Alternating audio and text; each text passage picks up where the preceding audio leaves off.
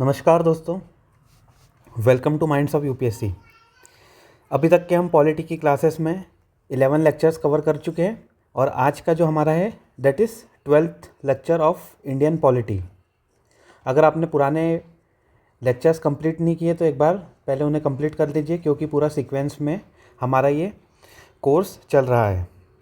अगर बात करें लास्ट क्लास में हमने क्या कवर किया था, तो लास्ट क्लास में हम देख लेते हैं।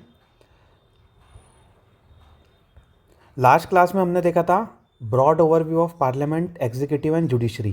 पार्लियामेंट में क्या कौन कौन से पार्ट आते हैं, एग्जीक्यूटिव के क्या क्या पार्ट है और जुडिशरी के बारे में हमने ब्रीफ में इन द लास्ट क्लास कवर किया था। अगर आपको थोड़ा बहुत आइडिया हो तो पार्लियामेंट के अंदर हमने देखा था लोकसभा, राज्यसभा। पार्लियामेंट आपको पता होना चाहिए, it is a legislative body. यहाँ पे आप देखोगे कानून बनते हैं। एग्जीक्यूटिव के अंदर आपको government of the day meal जाती है, ये कानून को फॉलो करवाते हैं, इम्प्लीमेंट करवाते हैं, एग्जीक्यूट करवाते हैं, देयरफॉर नोन एज एग्जीक्यूटिव। और जुडिशरी देखता है कि ये जितनी भी सब चीज़ें हो रही है क्या वो कानून के दायरे में हो रही है, क्या वो कॉन्स्टिट्यूशन के हिसाब से हो रही है, whether it is abiding with the constitutional morality और नॉट। तो जुडिशल रिव्यू के थ्रू जुडिशरी उसके ऊपर ध्यान रखती है। और कोई भी डिबेट होता है या फिर कोई भी कॉन्फ्लिक्ट की सिचुएशन में जुडिशरी उसके अगेंस्ट में पनिशमेंट देती है। तो ये हमने देख लिया पार्लियामेंट, एग्जीक्यूटिव एंड जुडिशरी के अंदर। अगर बात करें पार्लियामेंट के अंदर तो आपको पता होना चाहिए बाई कैमरल लेजिस्लेचर आपको इंडिया में देखने को मिल जाता है। लोकसभा, राज्यसभा के बारे में हम ब्रीफ में देख चुके हैं। आज हम लोकसभा को डेप्थ में कवर करेंगे। इसके साथ में आपको पता होना चाहिए पार्लियामेंट के पार्ट आपको प्रेसिडेंट भी देखने को मिल जाते हैं। President is also part of parliament, ये आपको याद होना चाहिए।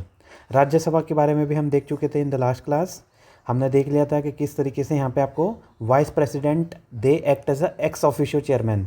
एक्स ऑफिशियो मतलब जैसे ही वो ऑफिस में आ जाते हैं, जैसे ही वो वाइस प्रेसिडेंट बन जाते हैं, वैसे ही वो चेयरमैन की कुर्सी उनके पास में अपने आप आ जाती है ऑफ द राज्यसभा। इसके साथ में आपको ये पता होना चाहिए पावर्स एंड फंक्शंस, ये ऑलरेडी हम लास्ट क्लास में कवर कर चुके हैं। एक बार आप पॉज करके भी देख सकते हैं। पार्लियामेंट्री प्रोसीजर आप देखोगे, टाइप्स ऑफ बिल हो गया, जॉइंट सिटिंग, बजट, कमिटीज़, ये आपको अलग अलग प्रोसीजर और अलग अलग चीज़ें देखने को मिल जाएगी रिलेटेड टू पार्लियामेंट्री प्रोसीजर। इसके बाद में प्रेसिडेंट आप देखते हो, president is also part of executive as well as legislature में ऊपर हमने देखा था पार्लियामेंट के 3 पार्ट हो रहे हैं। यहाँ पे आप देखिए प्रेसिडेंट, ये नॉमिनल एग्जीक्यूटिव आपको देखने को मिलते हैं, इन्हें बोला जाता है डी ज्योर हेड। और इसके साथ में आप देखोगे प्राइम मिनिस्टर को बोला जाता है डी फैक्टो हेड। अगर बात करें तो ये देखिए, ये यहाँ पे डी ज्योर हेड बोला जाता है इन्हें, और यहाँ पे जो है इन्हें बोला जाता है पीएम को de facto head. Real executive authority lies with the PM. इसके बाद में आप देखोगे एग्जीक्यूटिव के अंदर प्रेसिडेंट के executive role, legislative role, judicial role, financial role, emergency role. तो अब देखिए पावर आपको कितने सारे देखने को मिल रही है, लाइज विद द प्रेसिडेंट। इसके साथ में ये बताइए, अभी प्रेजेंट में आपको हमारे प्रेसिडेंट देखने को मिल जाएंगे श्रीमती द्रौपदी मुर्मू जी। अब ये बताइए वो कौन से नंबर के प्रेसिडेंट ऑफ इंडिया आपको देखने को मिलते हैं। इसके साथ में वाइस प्रेसिडेंट की बात करें, ex officio chairman to the Rajya Sabha, elected by both house of parliament, act as a president when vacancy और एब्सेंस। आर्टिकल 66 बताता है किस तरीके से वाइस प्रेसिडेंट का इलेक्शन होता है। लोकसभा और राज्यसभा के दोनों हाउस के आपको इलेक्टेड मेंबर्स यहाँ पे पार्टिसिपेट करते हैं, बट एमएलए इसके अंदर कंट्रीब्यूट नहीं करते। एमएलए का रोल नहीं आता है, एमएलए का रोल आता है in the election of president. ठीक है, प्रेसिडेंट के इलेक्शन ये देखिए आर्टिकल 54 के अंदर हमने देखा था एमपी एमएलए दोनों पार्ट करते हैं। इसके साथ में prime minister and council of minister की बात करें तो ये ऑलरेडी हम कवर कर चुके हैं। Council of minister they are responsible to the Lok Sabha. इसके बाद में आ जाता है जुडिशरी के अंदर आपको पता है supreme court of India, high court of India and subordinate court. Supreme court के अंदर आर्टिकल 124, 147 के अंदर आपको इंपॉर्टेंट चीज़ें देखने को मिल जाएगी। 124 के अंदर आपको पता होगा सुप्रीम कोर्ट की जुरिडिक्शन, एंड उसके साथ में 131 में आ जाता है ओरिजिनल जुरिडिक्शन। ये देखिए एक बार बता देता हूँ, ये 131 के अंदर आप देखोगे dispute between centre and state, ये आपको ओरिजिनल जुरिडिक्शन देखने को मिल जाएगी of supreme court. Appellate jurisdiction भी देखने को मिलती है, सिविल, क्रिमिनल, कॉन्स्टिट्यूशनल अपील यहाँ पे लगाई जा सकती है from the high court. Advisory, president में सीक एडवाइस, आर्टिकल 143 में, जुडिशल रिव्यू आर्टिकल 13 के हिसाब से ये यहाँ पे आपको देखने को मिल जाता है। इसके साथ में हाई कोर्ट की बात करें तो 214 से लेकर 231 तक के आपको देखने को मिल जाती है। इसके बाद में subordinate court, district and session court हो गए, मजिस्ट्रेट कोर्ट हो गए, they are all part of subordinate court. इसके साथ में जुडिशल इंडिपेंडेंस के बारे में आपको पता होना चाहिए। जुडिशरी इंडिपेंडेंस किस तरीके से मेंटेन की जाती है, टेनर से, security, salary, impeachment, separation from the executive article 50 के थ्रू। और फिर इसके साथ में आप देखोगे judicial activism, PIL, judicial review, ये सब चीज़ें आपको इंपॉर्टेंट यहाँ से देखने को मिलती है। ये सब आपको चीज़ें याद होनी चाहिए फ्रॉम द प्रीवियस क्लास। अगर आपने नहीं देखा है तो एक बार जाइए डिटेल में, ये सब आपको बहुत ही इंटरलिंक करके पढ़ा रहा हूँ मैं। लक्ष्मीकांत के अंदर भी आपको ये सब चीज़ें देखने को मिल जाएगी, लेकिन लक्ष्मीकांत में बहुत सारी चीज़ें जो है लैंडमार्क केसेस और ये सब उसके साथ में अटैच नहीं है, इंटरलिंकेजेस नहीं है, ठीक है। तो थोड़ा सा आपको एक्स्ट्रा यहाँ पे मटेरियल मिल जा रहा है। ऑल्दो ये अभी हमने ब्रॉड आउटलाइन देखी है, इसके बाद में हम डेप्थ में भी देखेंगे, एक एक चीज़ को डेप्थ में जाते हुए कवर करते हुए चलेंगे। इसके साथ में इंटरलिंकेजेस देख लीजिए और उसके पहले सुप्रीम कोर्ट के केसेस देख लीजिए। केशवानंद भारती केस सभी को पता होगा, इंदिरा गांधी वर्सेस राज नरेन, मिनर्वा मिल्स, एनजेक। इसके बाद में SR बोम्मई केस। और यहाँ पे क्या है, parliament makes laws, executive implements and judiciary interpret. और इन सब चीज़ों से क्या होता है, चेक्स एंड बैलेंसेस मेंटेन होता है, और उसी से क्या होता है, कॉन्सेंट्रेशन ऑफ पावर का प्रिवेंशन हो रहा है। लिमिटेशन ऑन द पावर पे क्या लग रहा है, लिमिट लग रहा है। चेक्स एंड बैलेंसेस, एक दूसरे पे चेक्स एंड बैलेंसेस करते हैं तो कोई भी अपना आर्बिट्ररी मनमानापन नहीं चला सकता है। तो ये आपको क्या देखने को मिल रहा है, ये इस तरीके से हमारा जो कॉन्स्टिट्यूशन ऑफ इंडिया है, it has divided the power का इस तरीके से, पावर एंड सब्जेक्ट्स का इस तरीके से डिवीजन किया है कि कहीं ना कहीं ये जो चेक्स एंड बैलेंसेस है वो मेंटेन रहते हैं। अदरवाइज़ कहीं ना कहीं कॉन्सेंट्रेशन ऑफ पावर हो जाए तो फिर वो मोनार्की में कन्वर्ट हो जाता है, एनार्की फिर वहाँ से आ जाती है और फिर कॉन्स्टिट्यूशन को ही वो ख़त्म कर देते हैं, ठीक है। फॉर एग्जांपल अगर आपने देखा हो पाकिस्तान, अभी लेटेस्ट में बांग्लादेश, उसका एग्जांपल देखने को मिल जा रहा है। इसके साथ में कंप्रेहेंसिव मेरा कोर्स चल रहा है, ये उसी का पार्ट आपको पॉलिटी देखने को मिल रहा है। इसके साथ में अगर आप देखो तो 6 सब्जेक्ट कवर करेंगे हम फॉर द प्रीलिम्स, और ये 6 सब्जेक्ट में से आप देखोगे 80 to 90 क्वेश्चंस यहीं से बनते हैं, डायरेक्ट क्वेश्चंस, ठीक है। थोड़ा सा आपको करंट अफेयर का रिलेवेंस मिलता है, लेकिन more of the questions are can be solve from the static point of view. अगर आप स्टैटिक को अच्छे से कवर करते हुए चलेंगे तो बहुत सारे क्वेश्चंस हो जाएंगे। इसके साथ में minds of UPSC Telegram channel पे आप आ जाइए। इसके साथ में मेरे से कांटेक्ट कर सकते for more information. Now let us start with the lecture 12, that is Lok Sabha house of the people. अगर बात करें कॉन्स्टिट्यूशनल आर्टिकल की तो 79 से 122 तक के आपको देखने को मिलेगा, पार्ट 5 चैप्टर 2, ठीक है। इसके पहले अगर आपको समझना होगा तो पहले एक बार पार्ट समझ लेते हैं। पार्ट 3 हमने क्या देखा था और पार्ट 4 क्या देखा था, अगर आपको याद है तो बताइए। पार्ट 3 में देखा था फंडामेंटल राइट, पार्ट 4 में देखा था DPSPs, directive principle of state policies, article 36 से लेके आपको 51 तक के मिलेगा। ये आर्टिकल 12 से लेके 35 तक के मिलेगा। इसके साथ में आपको पता होना चाहिए part 4A is also there, यहाँ पे आपको फंडामेंटल ड्यूटीज़ की बात होते हुए मिल जाएगी। कोई बता सकता है पार्ट 2 एंड पार्ट 1 किससे रिलेटेड है? पार्ट 1 आपको मिल जाएगा यूनियन एंड इट्स टेरिटरी, ये भी इंपॉर्टेंट है। ये पार्ट इसके लिए बता रहा हूँ क्योंकि UPSC डायरेक्ट क्वेश्चन पूछ चुका है, फंडामेंटल राइट किसके पार्ट के अंदर आपको देखने को मिल जाता है, तो पार्ट 3 के अंदर। पार्ट 2 के अंदर बात करें तो सिटीजनशिप की आपको बातें देखने को मिल जाएगी, ये हमने देख लिया पार्ट 1 2 3 4, और यहाँ पे आपको 5वां देखने को मिल रहा है पार्ट 5। चैप्टर वगैरह की याद करने की कोई ज़रूरत नहीं है, पार्ट 5 आपको याद है, मोर देन इनफ। अगर देखेंगे तो ये आर्टिकल के हिसाब से चलते जा रहा है। अगर आपको आर्टिकल धीरे धीरे आप शुरुआत से देख रहे हो तो 1 2 3 4 5 ये 5वें तक के अभी हम पहुँचे, that is Lok Sabha house of the people. Very important sequence में चलोगे आपका सब कुछ सॉल्व होते हुए चलेगा। अब late us see the position and composition of Lok Sabha. Article 79 talks about parliament consist of president, Lok Sabha and Rajya Sabha. President सभी को पता है, लोकसभा सभी को पता ही है, और राज्यसभा भी सभी को पता है। ठीक है, अभी हम डिटेल में लोकसभा देख रहे हैं, फिर उसके बाद में हम राज्यसभा भी देखेंगे, प्रेसिडेंट को भी अलग से कवर करेंगे। ये जो है देखो सबसे इंपॉर्टेंट होता है फंडामेंटल राइट। फंडामेंटल राइट से सबसे ज़्यादा क्वेश्चन बनते हैं। उसके बाद में आप देखोगे पार्ट 5 से भी बहुत क्वेश्चन बनते हैं। लोकसभा से क्वेश्चन बनते हैं, कॉन्स्टिट्यूशन टाइप ऑफ गवर्नमेंट से बनते हैं, प्रेसिडेंट से बनते हैं, स्पीकर से क्वेश्चन बनते हैं, लोकसभा राज्यसभा, तो ये सब आपको काउंसिल ऑफ मिनिस्टर से क्वेश्चन बनते हैं। इसके साथ में आप आगे चलोगे तो गवर्नर से आपको क्वेश्चन बनते हुए मिलते हैं। वो सब हम देखेंगे गवर्नर और स्टेट गवर्नमेंट के अंदर। और फिर लोकल बॉडीज़ भी आ जाती है बाद में आगे चल के, और constitutional bodies and non constitutional bodies. तो धीरे धीरे धीरे धीरे आगे बढ़ते जाएगी, आपको सब चीज़ें समझ में आते जाएगी। Now let us look at the article 81। Article 81 talks about composition of the Lok Sabha. Parliament बता दी, पार्लियामेंट किस तरीके से कंपोज होगा, consist of president, Lok Sabha, Rajya Sabha. और यहाँ पे क्या हो रहा है, article 81 talks about composition of Lok Sabha.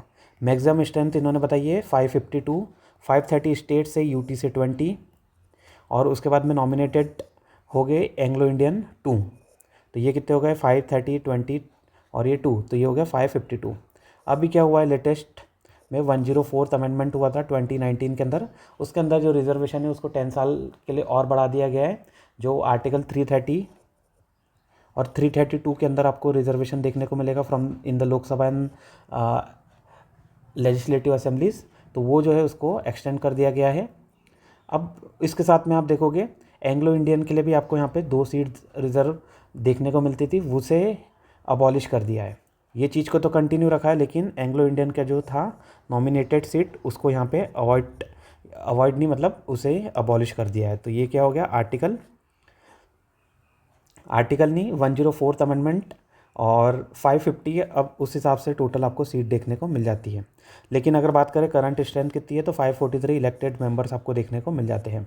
अब इसके अंदर आप देखोगे एमपीज़ की कोई कोई जगह पे डेथ हो गई है, कहीं पे कुछ हो गया, तो 543 आपको इलेक्टेड मेंबर्स अभी प्रेजेंट में देखने को मिल जाते हैं। आर्टिकल 82 की बात करें, कोई डाउट हो आपको तो पूछ सकते हो कमेंट सेक्शन में। ये अभी तक के कोई भी डाउट हो तो पूछ लेना। आर्टिकल 82 की बात करें, readjustment after census. Readjustment after census, अब सेंसस के बाद में रीएडजस्टमेंट की बातें आपको देखने को मिलती है, तो ये आर्टिकल 82 बात करता है। इसी के अंदर से आप देखोगे डिलिमिटेशन आफ्टर ईच सेंसस आपको देखने को मिल जाता है। इसके अंदर आपको देखने को मिलेगा डिलिमिटेशन आफ्टर ईच सेंसस। अब देखो क्या हो रहा है, पॉपुलेशन हर बार चेंज होते जा रही है, धीरे धीरे बढ़ते जा रही है, पॉपुलेशन चेंज हो रही है, तो उससे क्या, उसके लिए क्या कर रहे हैं हम, सेंसस कर रहे हैं। सेंसस से हमें पॉपुलेशन का डाटा मिल रहा है। अब सेंसस करने के बाद में आपको क्या करना है, डिलिमिटेशन करना है। डिलिमिटेशन आपको करना है, डिलिमिटेशन एक्ट के अंदर आपको डिलिमिटेशन करना है। और फिर उसके साथ में सीट्स एंड बाउंड्रीज, जो सीट है लोकसभा की सीट और जो बाउंड्रीज है उसको क्या करना है, री एडजस्ट करना है। ठीक है, as per the population dynamic. तो ये हमने क्या देख लिया, लिमिटेशन की एक्सरसाइज आर्टिकल 82 के अंदर बात हो रही है। ये बोलती है आफ्टर ईच सेंसस पार्लियामेंट, ये किसके अंदर है, पार्लियामेंट के अंदर है ना। After each census parliament shall enact a delimitation act to readjust the allocation of seats in the Lok Sabha to states and divide each state into territorial constituencies. और अगर बात करें तो ये जो डिलिमिटेशन होगा ये सिर्फ लोकसभा के लिए होगा, राज्यसभा की यहाँ पे आपको बात नहीं हो रही है, लोकसभा कंस्टिट्यूएंसीज की बात हो रही है आर्टिकल 82 के अंदर। अगर बात करें 42nd अमेंडमेंट एक्ट की, 42nd अमेंडमेंट एक्ट, तो इसके अंदर ये वाला जो सीट रीएडजस्टमेंट था उसे 2000 तक के फ्रोज कर दिया, इसको फ्रीज कर दिया था 2000 तक के, ईयर 2000 तक के। इसके बाद में 84th आता है, देखो 42nd इसका डबल हो जाता है 84th, ये आपको याद रखना है। 42nd तो सबको पता है, mini constitution amendment act 1976, Indira Gandhi के समय इमरजेंसी लगी थी। उसके बाद में बहुत सारी चीज़ें, sovereign, socialist, secular, democratic Republic में से 2 चीज़ें आपको पता होगा, सोशलिस्ट और सेकुलर, यहाँ पे वर्ड ऐड हुआ था ये, और इसके साथ में इंटीग्रिटी भी वर्ड ऐड हुआ था, ये हमने देखा था इन द प्रियम्बल वाले चैप्टर। नाउ 84th, 42nd का डबल हो गया 84th के अंदर आप देखोगे ये 2001 में जो कॉन्स्टिट्यूशन अमेंडमेंट एक्ट हुआ था उसके अंदर ये जो आपको सीट का रीएडजस्टमेंट है ये 2026 तक के इसको फ्रीज कर दिया गया है। ठीक है, और कब तक के, 2026 तक के फ्रीज कर दिया है। और तब तक के कहीं ना कहीं बाउंड्रीज तो रीड्रॉन कर सकते हैं, लेकिन आप सीट को चेंज नहीं कर सकते पर स्टेट, मतलब 2026 तक के हर स्टेट के हिसाब से सीट्स तो वही रहेगी। सीट्स फॉर एग्जांपल एमपी से लेट से 28 सीट जा रही है तो वो सीट्स तो उतनी रहेगी, बस ये है कि आप जो सीट्स है उसकी बाउंड्रीज़ को रीएडजस्ट कर सकते, एक तहसील को या फिर एक कोई पार्ट को इधर उधर करा जा सकता है, वो आप कहीं ना कहीं लिमिटेशन एक्ट के हिसाब से वो किया जा सकता है, लेकिन नंबर ऑफ़ सीट्स तो रिमेन सेम आफ्टर मतलब टिल 2026। फिर इसके बाद में जो सेंसस होगा उसके हिसाब से आगे की वो प्रोसीजर देखी जाएगी। अभी तो ये आपको देखने को मिल रहा है 84th अमेंडमेंट एक्ट से। 42nd and 84 very very important, ये आपको पता होना चाहिए।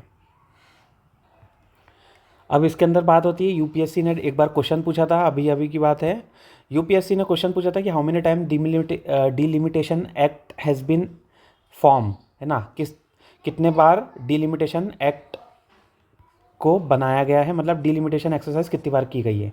अभी क्या बोला कि सेंसस के बाद में डिलिमिटेशन एक्सरसाइज होगी, तो सबसे पहले 1951 में सेंसस हुआ था, तो 1952 में 52 में आप देखोगे डिलिमिटेशन एक्सरसाइज हुई थी। इसके बाद में 1961 में सेंसस होता है, तो 1962 में वापस से डिलिमिटेशन हुआ था।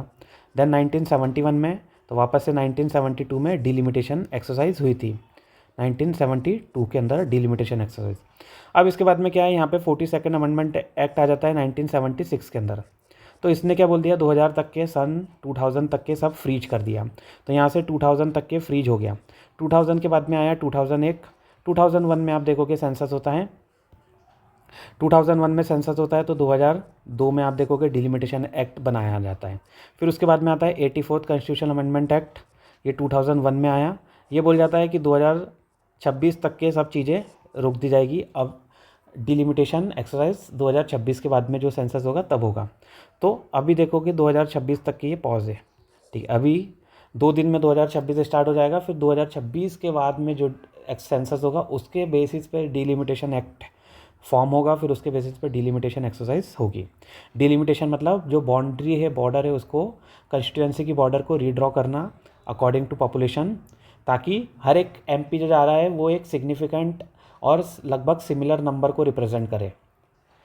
तो ये हमने क्या देख लिया, 4 बार अभी तक के 4 time delimitation act has been has been enacted.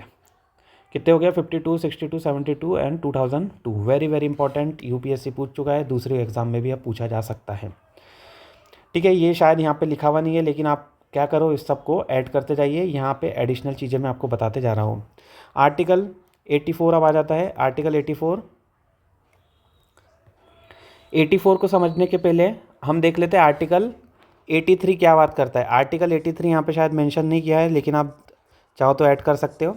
Article 83 talks about duration of the house of parliament. अब ये पार्लियामेंट से रिलेटेड है, इसलिए यहाँ पे जनरली मतलब मैंने इंक्लूड नहीं किया है। हाउसेज ऑफ पार्लियामेंट से रिलेटेड है कि उसका ड्यूरेशन क्या रहेगा। तो अगर बात करें ड्यूरेशन ऑफ हाउस लोकसभा, तो लोकसभा का ड्यूरेशन रहेगा 5 ईयर्स, नॉर्मल टर्म 5 ईयर्स रहेगी फ्रॉम द फर्स्ट सिटिंग। पहले दिन जब पहली सिटिंग हो रही है उससे 5 साल तक के आपको देखने को ये रहता है। और ये कहीं ना कहीं it can be extended during national emergency. National emergency लगती है आर्टिकल 352 के अंदर, अगर आपको पता हो आर्टिकल 352 के अंदर नेशनल इमरजेंसी लगती है on the cases of war and external agent के थ्रू को अगर कुछ हो रहा है।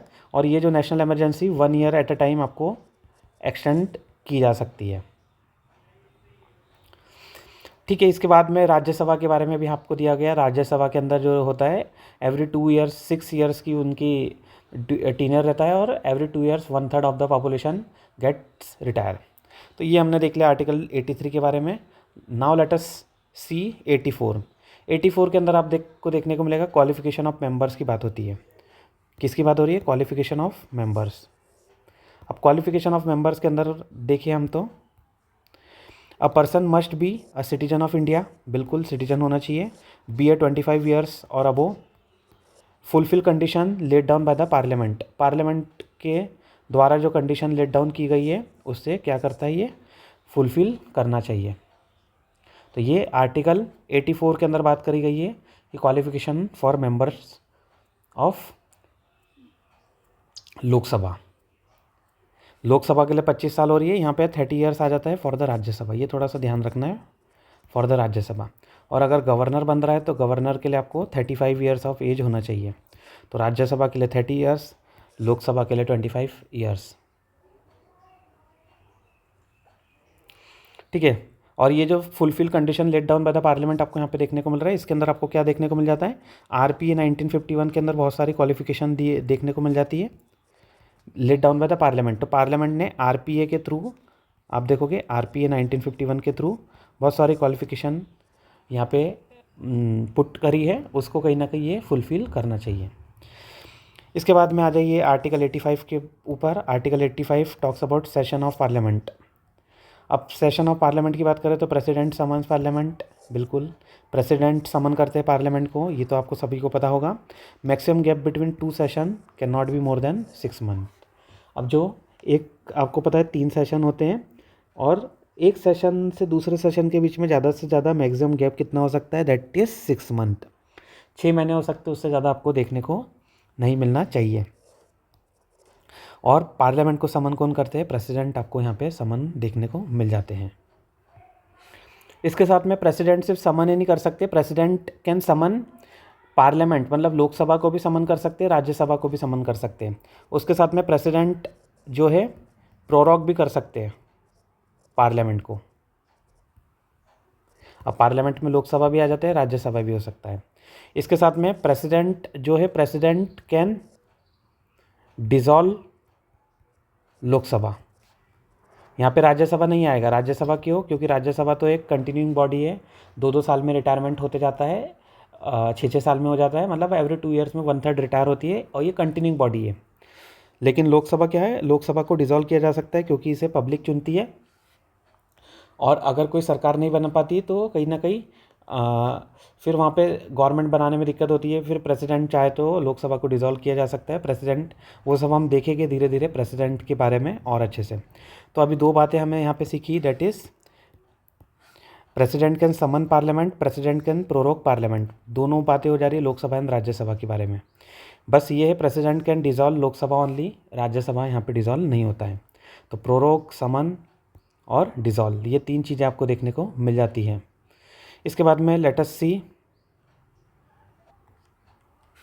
अगर बात करें, ये देखिए टेन्योर ऑफ लोकसभा के अंदर आपको यहाँ पे देखने को मिल जाता है article 85 sub clause 2B, dissolution की आपको यहाँ पे बातें देखने को मिल जाती हैं कि डिसॉल्यूशन, तो president can dissolve Lok Sabha, already हम बात कर चुके हैं, लोकसभा ओनली को ही डिसॉल्व किया जा सकता है, राज्यसभा को नहीं। Council of minister advice is binding, और काउंसिल ऑफ मिनिस्टर की जो एडवाइस रहती है वो बाइंडिंग होती है ऑन द प्रेसिडेंट। तो ये क्या हो गया, आर्टिकल 85 सब क्लॉज 2B के अंदर आपको देखने को मिलेगा। तो मतलब प्रेसिडेंट कैन डिसॉल्व लोकसभा, और वो भी किसके बेसिस पे होगी, काउंसिल ऑफ मिनिस्टर के एडवाइस के बेसिस पे होगी। ठीक है। इसके साथ में वापस से आ जाए हमारे टेक्स्ट पे, इलेक्शन ऑफ मेंबर्स की बात करते हैं। मेंबर्स बोले तो MP, members of parliament of mainly Lok Sabha की बात करें। Article 326 talks about adult suffrage, universal adult franchise की बात होती है यहाँ पे, कहीं ना कहीं मतलब इसे बोला जाता है वोटिंग अधिकार, जो वोटिंग का आपका राइट है उसकी बात होती है। अगर एज 18+ है तो you can vote. Election based on territorial constituencies, जो हमने डिलिमिटेशन के थ्रू कंस्टिट्यूएंसीज बनाई थी, वहाँ से आपको एक सीट देखने को मिल जाती है, और उसका चुनाव होता है। चुनाव 18+ के जितने भी लोग हैं दे कैन वोट। और बाकी क्या होता है, VVPAT, वोटर वेरीफाइबल, वो सब जितने भी आप देखोगे VVPAT और EVM मशीन, उसके बारे में हम कभी बाद में पढ़ेंगे जब हम इलेक्शन के बारे में देखेंगे। अभी जस्ट हम यहाँ से पासिंग रेफरेंस हो रहा है कि MPs का इलेक्शन कैसे होता है, MP के मेंबर कैसे चुने जाते हैं, MPs कैसे चुने जाते हैं, पार्लियामेंट के मेंबर कैसे चुने जाते हैं। तो election based on the territorial constituencies. Article 327 talks about parliament can make laws regarding election. अगर आपको पता होगा आर्टिकल 324 से स्टार्ट हो जाता है इलेक्शन ऑफ इंडिया, तो यहाँ पे इलेक्शन कमीशन ऑफ इंडिया की बात होती है 324 के अंदर। तो वैसे ही आप देखोगे यहाँ पे article can make, parliament can make laws regarding election, 327 के अंदर बात हो रही है। मतलब हम जो कर रहे हैं, एक ही बार में हम लोकसभा से रिलेटेड एवरीथिंग को कवर कर ले रहे हैं। ये मे भी और मे नॉट भी आपको दूसरी बुक में कवर होते हुए मिल जाएगा, लेकिन अगर आप यहाँ देखोगे तो बहुत सारी चीज़ें आपको इंटरलिंक करने में भी इससे हेल्प मिलेगी। आर्टिकल 329 की बात करें, court can not interfere in electoral matter. इसके साथ में यहाँ पे आपको देखोगे सेपरेशन ऑफ पावर की बात हो रही है। कोर्ट जो है can not interfere in the electoral matter. ये जो इलेक्टोरल का मैटर होता है उसमें कोर्ट कुछ भी इन्वॉल्व नहीं होगी। जब इलेक्शन डिस्प्यूट होता है तो उस केस में इलेक्शन पेटिशन फाइल की जा सकती है, फिर वो इलेक्शन पेटिशन की बेस पे लोग हाई कोर्ट, सुप्रीम कोर्ट वो देखा करेगा। लेकिन आप देखोगे court can not interfere in electoral matter कि इलेक्शन कैसे कराना है, क्या नहीं कराना है, कौन लिस्ट रहेगा, क्या नहीं रहेगा, तो ये सब चीज़ें कोर्ट इंटरफेयर नहीं कर सकती है। ये किसके अंदर बात हो रही है? आर्टिकल 329 के अंदर बात हो रही है। कहीं ना कहीं ये भी सेपरेशन ऑफ पावर से रिलेटेड आपको एस्पेक्ट एक देखने को मिल जाता है। अगर आप इस तरीके से करोगे तो यही आप कि जो नोट्स है, यही वाले जो पीडीएफ है, it can be very much helpful for mains content as well, है ना। मेंस के लिए भी आपको ये बहुत इंपॉर्टेंट चीज़ें देखने को इसमें से मिल जाएगी। इसके बाद में अगर बात करें टेन्योर ऑफ लोकसभा की बात करें, आर्टिकल 83 सब क्लॉज 2। 83 ऑलरेडी पहले हम देख चुके हैं। नॉर्मल टर्म आपको 5 साल की मिल जाती है यहाँ पे। Can be extended during national emergency, और एक्सटेंशन कितना हो सकता है? 1 ईयर एट अ टाइम, 1 साल बढ़ाया जा सकता है नेशनल इमरजेंसी के समय पे। आर्टिकल 352 के अंदर नेशनल इमरजेंसी लगती है, ये आपको पता होना चाहिए। स्टेट इमरजेंसी लगती है, स्टेट इमरजेंसी को बोलते हैं प्रेसिडेंट रूल, वो लगती है आर्टिकल 356 के अंदर स्टेट इमरजेंसी। और उसके साथ में रहता है फाइनेंशियल इमरजेंसी, वो लगती है आर्टिकल 360 के अंदर। तो 352, 356, 360 ये 3 का सेट चलता है, और 4-4 के गैप में आपको देखने को मिलेगा। +4 करते जाइए और ये हो जाएगा। 2-3 बार आप देख लोगे, अपने आप आपको याद हो जाएगा। Very very important from the mains perspective, from the prelims perspective. ये आप जितना अच्छा करोगे, ये सब आपके बाय हार्ट हो जानी चाहिए, उतने आपके क्वेश्चन ईजिली टैकल हो जाएंगे। इसके बाद में डिसोल्यूशन की ऑलरेडी हम बात कर चुके हैं। President can dissolve Lok Sabha and council of minister की एडवाइस यहाँ पे बाइंडिंग होती है। आर्टिकल 85 के अंदर ये बात हो रही है। ऑल्दो आपको ये आर्टिकल वगैरह याद करने की ज़रूरत नहीं है, जो जो इम्पोर्टेंट हो गए मैं वो बता दूंगा। प्रिसाइडिंग ऑफिसर की बात करें, ये इंपॉर्टेंट है। आर्टिकल 93 ये आपको याद होना चाहिए। स्पीकर के बारे में बात होती है। Lok Sabha elects speaker and deputy speaker from their own member, उनके मेंबर में से ही आप देखोगे स्पीकर और डिप्टी स्पीकर को चुना जाता है। दैट इज़ आर्टिकल 93 के अंदर आपको ये बातें देखने को मिल जाती है। अगर आप बता सकते हैं कौन से लोकसभा के प्रेजेंट में आपको स्पीकर देखने को मिल रहे हैं, लोकसभा के प्रेजेंट के स्पीकर का नाम बताइए और वो कहाँ से है। एट द सेम टाइम ये बताइए लोकसभा के डिप्टी स्पीकर कौन है। अगर आपको नहीं पता है तो एक बार जाके सर्च करिए, फिर कमेंट सेक्शन में, कमेंट बॉक्स में उसको बताइए। ठीक है, देखते कितने पढ़ रहे हैं या फिर बस आप हवा में ये लेक्चर्स को टाइम पास कर रहे हो। ठीक है, ये छोटी छोटी कोशिशें ही आपको कहीं ना कहीं एक प्रॉमिसिंग रोल प्रोवाइड करती है और आपके एफर्ट्स को कहीं ना कहीं रिफ्लेक्ट करती है। ठीक है, तो 93 की बात हमने देखी, speaker and deputy speaker of Lok Sabha. ठीक है, इस लोकसभा अपने में से ही 2 मेंबर को चूज़ करती है as a speaker and deputy speaker. ये लोकसभा के मेंबर में से ही होता है ना, लोकसभा के members, from members of Lok Sabha only. ऐसा नहीं है कि आप राज्यसभा के मेंबर हो और आप यहाँ पे स्पीकर के पद पे आ जाओगे। और उनसे क्या अपेक्षा की जाती है? दे एंश्योर, मतलब उनसे एंश्योर किया जाता है कि they will maintain the order, neutrality and continuity of the house. Order, neutrality and continuity, NOC आप समझ लीजिए, एनओसी की बात करते हैं, neutrality, order and continuity of the house.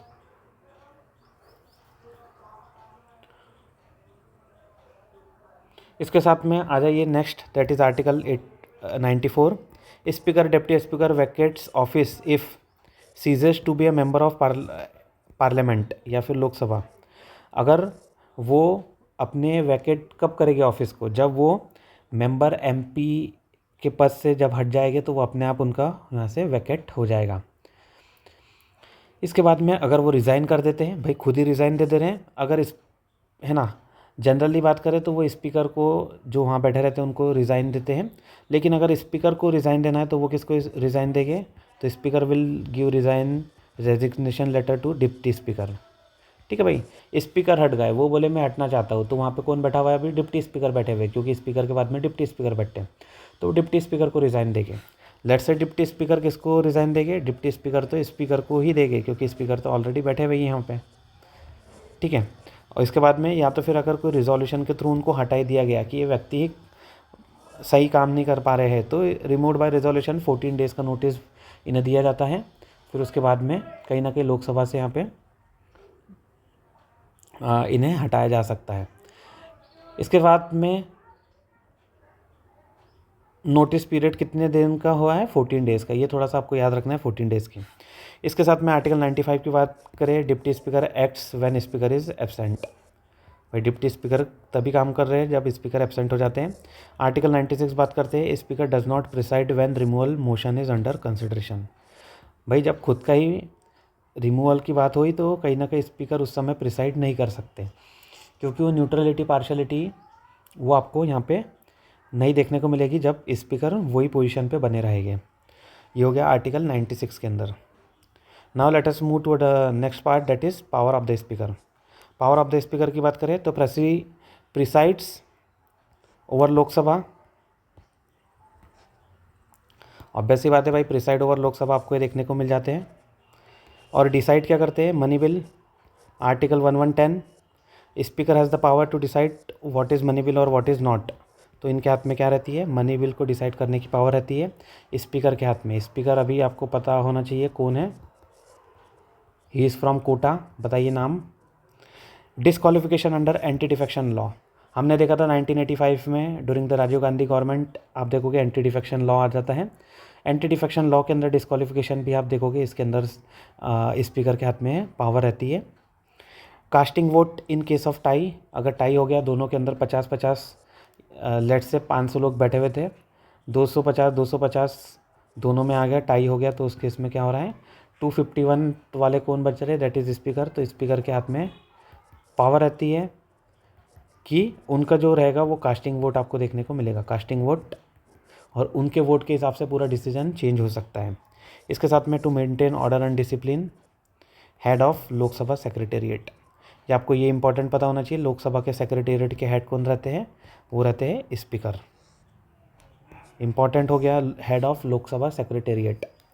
Lok Sabha के अंदर भी आपको सेक्रेटेरिएट देखने को मिलेगी, बहुत सारे आईएएस और उसी से रिलेटेड आप देखोगे बहुत सारे वहाँ पे कहीं ना कहीं लोकसभा के अंदर वो जो, अगर आपको पता हो एक बार बता देता हूँ मैं, जस्ट मिनट। आप देखोगे ये वाला हाउस आपको इस तरीके से हाउस देखने को मिल जाता है, यहाँ पे चेयर देखने को मिल जाती है, ये हो गया स्पीकर।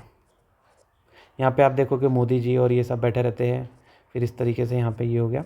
इसके साथ में आप ये देखोगे ये वाली जो जगह है जिसको अभी मैं पिंक से कर रहा हूँ, यहाँ पे आपको ऐसे टेबल और चेयर लगे हुए मिल जाएंगे।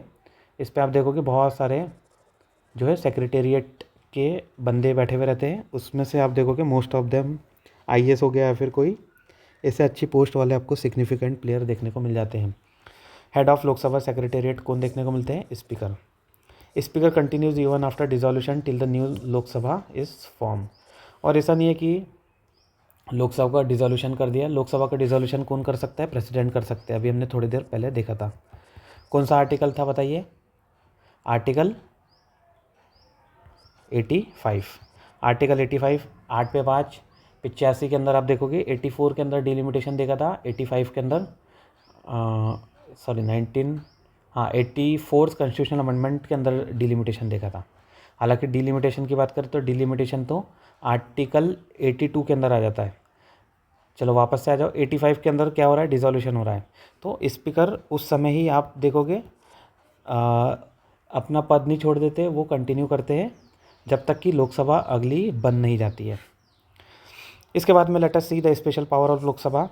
स्पेशल पावर ऑफ लोकसभा की बात करें तो आर्टिकल 109 मनी बिल के अंदर बात करता है, व्हाट इज़ मनी बिल, ये आर्टिकल 109 के अंदर आपको देखने को मिल जाता है।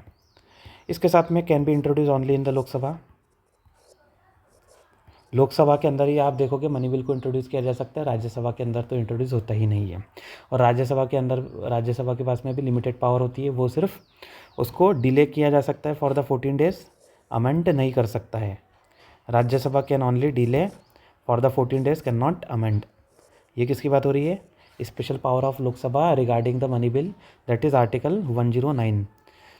ठीक है, ये लोकसभा में भी या फिर देखोगे आप स्पीकर के हाथ में पावर है कि वो डिसाइड करेगा कि कौन सा बिल मनी बिल है या फिर नहीं है।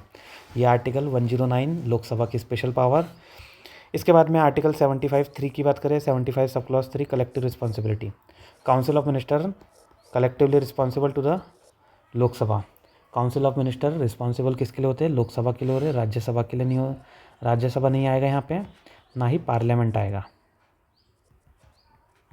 ठीक है, काउंसिल ऑफ मिनिस्टर को कहाँ से बने हुए हैं? ये लोकसभा के अंदर से बने हुए हैं। लोकसभा के अंदर आप देखोगे बहुत सारे एमपीज़ जो देखने को मिल रहे हैं, 550 के आसपास। अभी प्रेजेंट में 543 हमने देखा था। उसमें से बहुत सारे जो मतलब वो तो सब एमपी ही है क्योंकि मेंबर ऑफ पार्लियामेंट हो गए वो। उसी में से आप देखोगे काउंसिल ऑफ मिनिस्टर के अंदर लिमिटेड 15% तक के लोग रह सकते हैं। और वो 15% जो रहते हैं वो उन्हीं में से चुने हुए हैं, तो वो उन्हीं लोगों को रिस्पॉन्सिबल है। उन्हीं लोगों को मीन्स लोकसभा को ही वो रिस्पॉन्सिबल आपको देखने को मिलेंगे। तो ये क्या होगा? Collective responsibility article 75। Very very important term हो जाती है कलेक्टिव रिस्पॉन्सिबिलिटी, आपको याद होना चाहिए। इसके साथ में आर्टिकल 108 के अंदर हो जाती है जॉइंट सिटिंग की बात। Speaker of Lok Sabha preside over joint sitting.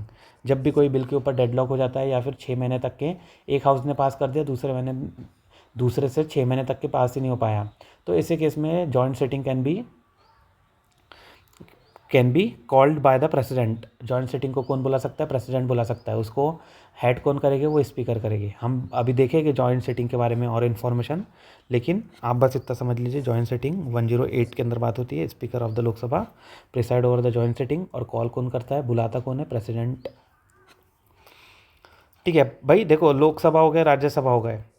भाई लोकसभा के अंदर आप देखोगे और राज्यसभा के अंदर देखोगे तो भाई पीएम जो है, पीएम इतने लोगों को पीएम के हाथ में आपको इतनी पावर नहीं देखने को मिलेगी कि वो बुला ले, और उनका काम नहीं है वो। प्रेसिडेंट जो रहते हैं, प्रेसिडेंट का काम रहता है हाउस को प्रोरोग करना, हाउस को बुलाना, हाउस को समन करना। तो वैसे ही जब बात होती है कि भाई दोनों हाउस को बुलाना है तो कौन बुलाते हैं, समन कौन करते हैं? प्रेसिडेंट। तो वैसे ही जब दोनों की जॉइंट सिटिंग होती है तो प्रेसिडेंट बोलते हैं कि आ जाओ, तो सबको जाना पड़ता है। ठीक है, तो प्रेसिडेंट की पोजीशन इतनी रिस्पेक्टफुल है, इतनी ग्रेट है कि कहीं ना कहीं उनके बोलने पर सबको आना पड़ता है। तो जॉइंट सिटिंग भी प्रेसिडेंट के बोलने पर ही आपको देखने को मिल जाती है।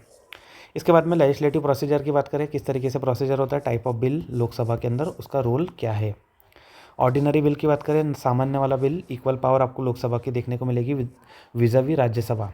राज्यसभा से कंपेयर करें तो विज़ावी आपको ऑर्डिनरी बिल के अंदर इक्वल पावर देखने को मिलती है दोनों की। मनी बिल के अंदर एक्सक्लूसिव डोमिनेंस आपको देखने को मिलेगा ऑफ लोकसभा। अभी हम लोकसभा की बात कर रहे हैं, तो लोकसभा का एक्सक्लूसिव डोमिनेंस आपको किसके अंदर देखने को मिलेगा? मनी बिल के अंदर। फाइनेंशियल बिल के अंदर आप देखोगे ओरिजिनेट्स इन लोकसभा। फाइनेंशियल बिल के बारे में हम सब डिटेल में करेंगे, ये भी आप, लेकिन आपको इतना ध्यान रखना चाहिए, ओरिजिनेट्स इन लोकसभा।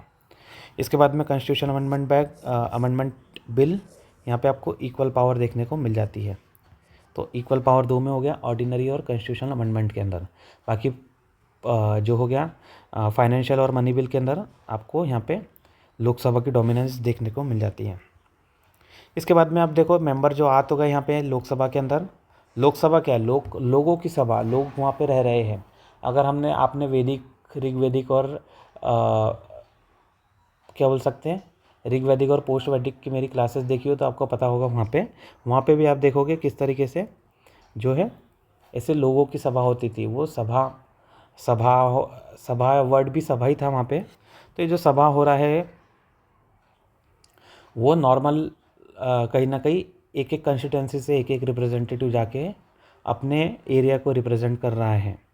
तो क्या हो गया, एक रिप्रेजेंटेशन वाला भी बात हो गई, और वो कहीं ना कहीं वहाँ पे लोकल टच भी आपको देखने को मिल जाता है, ग्राउंड से भी कनेक्टेड आपको देखने को मिलते हैं। ठीक है, नंदलेस आगे बात करते हैं डिस्क्वालिफिकेशन ऑफ मेंबर्स। अब ये जो मेंबर्स आ गए वहाँ पे, जो हाउस के अंदर बैठे हुए हैं, जो लोकसभा के अंदर बैठे हुए हैं, तो इनका डिस्क्वालिफिकेशन कैसे होगा? भाई ये भी तो कोई गड़बड़ कर सकते हैं, इनका भी डिस्क्वालिफिकेशन, इनके भी कुछ ना कुछ तो तरीका होगा।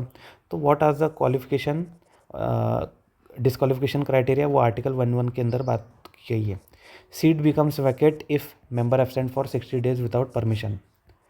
ठीक है, आप 60 दिन से ज़्यादा बिना परमिशन के आए ही नहीं तो कहीं ना कहीं आपको क्या करना पड़ेगा, सीट को खाली करना पड़ेगा 60 दिन तक। ठीक है, तो अब क्या करते हैं, बहुत सारे लोग 50 दिन आते, फिर उसके बाद में इंटीमेशन दे देते स्पीकर को, फिर 50 दिन बाद वैसा कर देते। तो जो भी है, इससे क्या हो रहा है, कहीं ना कहीं लूप होल्स तो ढूंढ लिया गया है। तो मेंबर अगर 60 दिन से ज़्यादा है विदाउट परमिशन, तो आपको पता होना चाहिए यहाँ पे सीट इनकी वैकेंट हो जाएगी। इसके साथ में अगर दे हैव बीन डिस्क्वालीफाइड, तो उस केस में भी वैकेंट हो जाती है। डिस्क्वालीफाइड मतलब किसी ने कुछ गलत काम कर दिया, क्रिमिनल केस में फंस गया, तो उसको सीधे पार्टी बाहर कर देती है, और पार्टी क्या, वो तो अपने आप सीट भी डिस्क्वालीफाई वहाँ से हो जाता है। आर्टिकल 102 के अंदर बात कर रहे हैं disqualification if office of profit, unsound mind, insolvent, disqualified under anti defection law. Office of profit, अगर वो ऐसा कोई ऑफिस ज्वाइन करता है जहाँ से उसे कहीं ना कहीं फ़ायदा मिला जा सके, तो वो क्या हो गया, ऑफिस ऑफ प्रॉफिट। और वैसे केस में भी डिस्क्वालिफिकेशन हो सकता है, क्योंकि अगर आप ऐसे ऑफिस में जुड़े हो जहाँ पे कहीं ना कहीं आपका अच्छा खासा सिग्निफिकेंस है, अच्छी खासी पोजीशन है, और फिर उसके साथ में आप अपने वालों को भी वहाँ जोड़ ले रहे हो, तो कहीं ना कहीं कॉन्फ्लिक्ट ऑफ इंटरेस्ट के अगेंस्ट में भी जाता है। At the same time office of profit जो हो रहा है उसके मतलब ऑफिस ऑफ प्रॉफिट हो जाता है, इसीलिए डिस्क्वालीफाइड इसे किया जा सकता है ये वाले केस के अंदर। अनसाउंड माइंड, अगर आपका माइंड अनसाउंड है तो हो सकते हो इंसॉल्वेंट। इंसॉल्वेंट मतलब आप बैंकरप्ट हो गए, आप मतलब पूरे आपके पास से पैसे ख़त्म हो गए, उस केस में भी इंसॉल्वेंट हो जाते हो, तो बैंक को आप डिक्लेयर करते हो, तो उस केस में भी आप देखोगे डिस्क्वालिफिकेशन आपका हो जाता है। क्यों? क्योंकि आपके पास में पैसा ही नहीं है। फिर पैसा नहीं है तो आप क्या करोगे, कोशिश करोगे अपने जो जितनी भी संपत्ति है, जितना भी गड़बड़ हुई है उसको वापस से रिकवर करने की। तो वो रिकवर करोगे तो MP MLA बन के तो क्या होगा, उससे करप्शन बढ़ेगा, वो सब चीज़ें होगी। तो इसके लिए ये सब पहले ही हटा दो, डिस्क्वालीफाई कर दो office of profit, unsound mind, insolvent, and अगर डिस्क्वालीफाइड हुआ है under anti defection law. Anti defection law के अंदर भी डिस्क्वालिफिकेशन के अलग अलग क्राइटेरियाज होते हैं, ये हम देखेंगे। अगर उसके अंदर डिस्क्वालीफाइड हो जाते हैं तो भी डिस्क्वालीफाइड है। आर्टिकल 102। अब देख लेते हैं anti defection law. 10th schedule यहाँ पे ऐड हुआ था एंटी डिफेक्शन लॉ के अंदर, added by 52nd constitutional amendment 1985। 1985 मैंने बताया था राजीव गांधी जी की सरकार है, उस समय पे एंटी डिफेक्शन लाया, क्योंकि बहुत सारे लोग दल बदल रहे थे, आए राम गया राम कॉन्सेप्ट आपको देखने को मिल जाता था। एक व्यक्ति सुबह A पार्टी में था, दोपहर में B पार्टी में था, रात तक होते होते C पार्टी में आ गया। एक ही दिन के अंदर 3 जगह पे हॉर्स रीडिंग हो गई। ठीक है, तो कहीं ना कहीं इससे क्या बनता है, करप्शन होता है। तो करप्शन को रोकने के लिए, और फिर डिफेक्शन बोले तो आप अपनी पार्टी को छोड़ के दूसरी पार्टी में डिफेक्ट हो जा रहे हैं, तो उससे तो धोखा हो गया वो भी। ठीक है, तो आपकी क्या, जैसे आपकी मेजॉरिटी हो तो वो मेजॉरिटी आप क्लियर ही नहीं कर पाए, अगर एक एक सीट ऐसी आपकी चलते जाएगी तो एंटी डिफेक्शन के अंदर यहाँ पे ये जो है डिफेक्ट जो होते थे वो सब चीज़ों को रोकने के लिए, दल बदल जो एक पार्टी से दूसरी पार्टी में दल बदल लेते थे, तो वो सब रोकने के लिए और गवर्नमेंट को स्टेबलाइज करने के लिए एंटी डिफेक्शन लॉ लाया गया। और इसकी जो डिसीजन अथॉरिटी रहती है वो स्पीकर ऑफ द लोकसभा के हाथ में आपको देखने को मिलती है। इसके साथ में आपको 10th स्केड्यूल यहाँ पे ऐड होता हुआ मिल जाता है। इसके बाद में late us see the parliament privileges. Article 105 के अंदर freedom of speech and parliament की बात होती है, immunity from court proceeding for speeches और वोट्स की बात होती है। ठीक है, अब आपने क्या देख लिया, लोकसभा देख लिया, वो सब बहुत सारी चीज़ें आपको पता चल गई। अब पार्लियामेंट के आपको प्रिविलेजेस, अब जो व्यक्ति बैठा है उसको कुछ ना कुछ तो भाई स्पेशल आपको ट्रीटमेंट देना पड़ेगा, स्पेशल अधिकार देना पड़ेगा। तो व्हाट आर दोज प्रिविलेज, वो आपको देखने को मिलता है आर्टिकल 105 के अंदर। हालांकि वो प्रिविलेज आप देखोगे बहुत तरीके से ऐसा कुछ डिफाइन नहीं हुआ है, तो वो हम और अच्छे से पार्लियामेंट प्रिविलेज को अभी थोड़ी देर में या तो फिर नेक्स्ट क्लास में कवर करेंगे। तो ये आज हमने क्या देखा, freedom of speech and speech in parliament. आप अपने मन हिसाब से कुछ भी बोल सकते हैं, ऐसा नहीं है कि उसके लिए आपको वायलेशन आपका हो जाएगा पार्लियामेंट का। Immunity from court proceedings for speeches और वोट्स, अगर कुछ हो रहा है तो कोर्ट प्रोसीडिंग हो रही है कोई वोट के लिए या कोई कारण से ले, और अगर आप उसमें कोर्ट प्रोसीडिंग आपके अगेंस्ट में नहीं जा सकती है ना। अगर आप कोई पार्लियामेंट में कुछ भी बोल रहे हो तो उसके अगेंस्ट में कोर्ट प्रोसीडिंग आपके खिलाफ में नहीं हो सकती, उससे आपको क्या मिल जाती है, आपको उससे इम्यूनिटी मिल जाती है। Immunity from court proceeding for speech and votes. Now prelims point of view से आपको क्या क्या चीज़ें होनी चाहिए। Lok Sabha is not permanent, 5 years तक का हो सकता है, लेकिन आर्टिकल 85 के according president can dissolve the Lok Sabha on the recommendation of council of ministers. Speaker can be form from any party, speaker कोई भी पार्टी का हो सकता है। Article 93 talks about speaker. Money bill certification by speaker is final. Money bill की बात करी थी हमने आर्टिकल 109 के अंदर, अगर आपको थोड़ा बहुत याद हो तो। ये देखो, ये हो गया मनी बिल आर्टिकल 109। स्पीकर के हाथ में पावर है बिल्कुल। लोकसभा की power more than Rajya Sabha in financial matter, हमने देखा था financial bill only can be introduce इन लोकसभा, इसके साथ में मनी बिल। तो इस केस में लोकसभा के हाथ में ज़्यादा पावर है। Anglo Indian nomination abolish by 104 constitutional amendment act, पहले 2 होते थे, अभी 0 हो गए, तो ये क्या हो गया 104 कॉन्स्टिट्यूशनल अमेंडमेंट एक्ट। तो आपको ये सब पॉइंट याद रखने हैं। रिवीजन की बात करें, Lok Sabha is the directly elected powerful house controlling finance and executive, functioning under Article 79 to 122 of the Indian Constitution, controlling finance and executive. Finance को भी कंट्रोल करता है, एग्जीक्यूटिव को भी कंट्रोल करता है। और फंक्शनिंग कितने आर्टिकल के अंदर हो रहा है, आर्टिकल 79 से स्टार्ट होता है, 122 तक के आपको जाते हुए मिल जाता है। ठीक है, ये थोड़ा सा आपको ध्यान रखना है। अब इसके बाद में हम देखेंगे जॉइंट सिटिंग के बारे में, और उसके साथ में देखेंगे पार्लियामेंट्री प्रिविलेजेस के बारे में। ये थोड़े से इंपॉर्टेंट चीज़ हो जाती है, या तो आप बोलो आज करते हैं या तो फिर नेक्स्ट क्लास में इसको कवर करते हैं, बोलिए। Now let us start with the joint sitting. Joint sitting की बात करें तो देखिए article 108 talks about joint sitting of parliament. Joint sitting of parliament के अंदर आप देखोगे लोकसभा और राज्यसभा दोनों को एक साथ बैठाया जाता है, तो वो उसको ही कहा गया जॉइंट सिटिंग। आर्टिकल 108 के अंदर ये बात होती है। अभी आपको आर्टिकल भी याद होने चाहिए, आर्टिकल 108, 109, 1110, 1112, ये सब आपको इंपॉर्टेंट आर्टिकल देखने को मिल जाते हैं। Article 108 provides for a joint sitting of both houses of parliament to resolve a deadlock over an ordinary bill. जब भी कोई ऑर्डिनरी बिल के ऊपर डेडलॉक क्रिएट हो जाता है तो उसको रिजॉल्व करने के लिए ये आपको जॉइंट सिटिंग का प्रावधान देखने को मिलता है under the article 108। When is joint sitting called?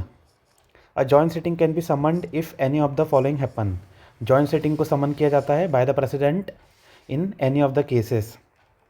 A bill is rejected by one house, कोई एक हाउस अगर बिल को रिजेक्ट कर देता है, the house disagree on amendment, या तो फिर एक हाउस अमेंडमेंट करता है दूसरा वाला डिसएग्री कर देता है, more than 6 month pass without the other house passing the bill, या तो फिर जैसे 6 महीने हो गए कि दूसरे हाउस ने पास ही नहीं किया, तो in any of the above cases, 3 cases में से कोई भी केस में आप देखोगे तो जॉइंट सिटिंग को समन किया जा सकता है। या तो एक हाउस ने रिजेक्ट कर दिया, या फिर वो डिसएग्री हो रहा है ओवर द अमेंडमेंट, या फिर तीसरा केस हो गया कि 6 महीने हो चुके हैं, एक हाउस पास ही नहीं कर रहा है।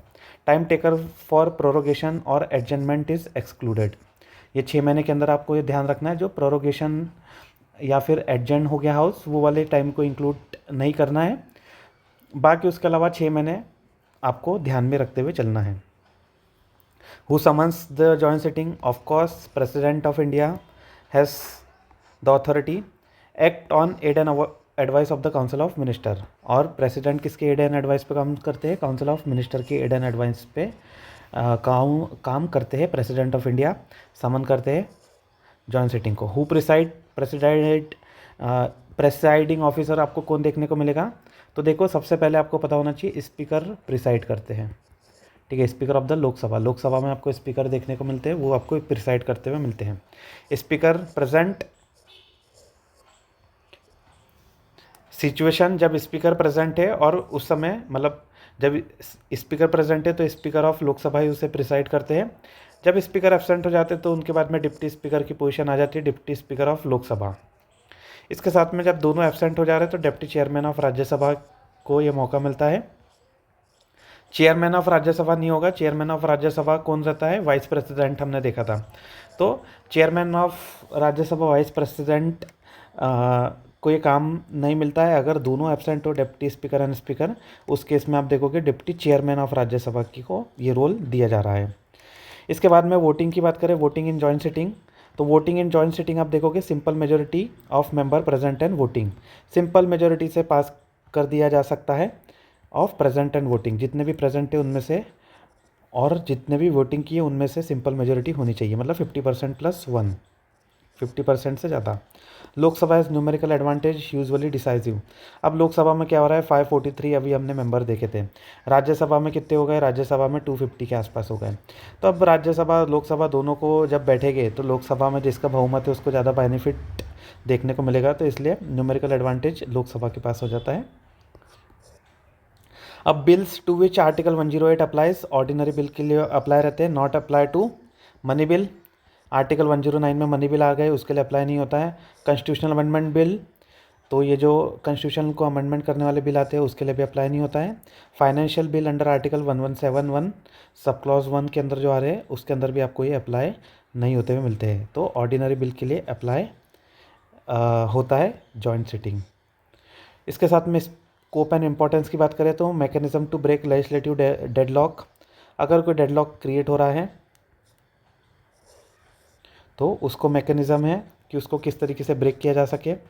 स्ट्रेंथन लोकसभा सुप्रीमेसी और रेयरली यूज इन प्रैक्टिस, आपको ये देखने को मिल जाएगा। अगर बात करें फैक्चुअल चीज़ें आपको थोड़ी बहुत याद रखनी है तो देखिए ओनली जॉइंट सिटिंग 3 बार हुई है in the history. Dowry prohibition act 1961 के लिए हुई थी। Dowry prohibition act, banking service commission repeal bill 1978 के अंदर हुई थी। इसके साथ में प्रिवेंशन ऑफ टेररिज्म बिल पोटा 2002 के अंदर आपको देखने को मिलती है। 1961, 1978, 2002, तो आप समझ लीजिए अराउंड 23 ईयर से आप देखोगे एक भी जॉइंट सिटिंग नहीं हुई है, तो ये थोड़ा सा याद रखना है।